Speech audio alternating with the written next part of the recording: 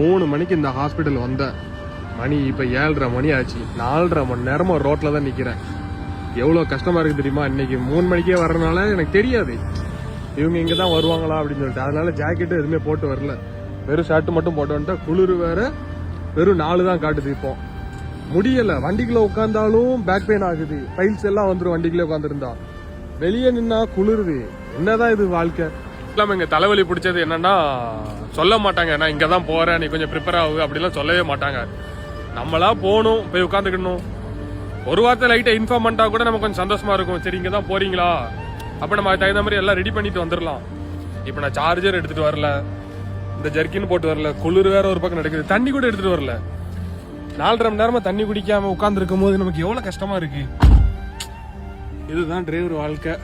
நம்ம கிட்ட ஒரு வார்த்தை சொல்லலாம், போல நீ வெளியே கிடக்காத, போய் டீ எதனா குடிச்சிட்டு வா, இல்லைன்னா தண்ணி ஏதாவது குடிச்சிட்டு வா, அப்படி சொல்லவும் மாட்டாங்க. சரி நம்மளா எடுத்துட்டு வண்டி எடுத்துட்டு போலான்னு பார்த்தா அப்பதான் கரெக்டா போன் வரும், எல்லாம் சுகல் செய்யாதா அப்படின்ட்டு.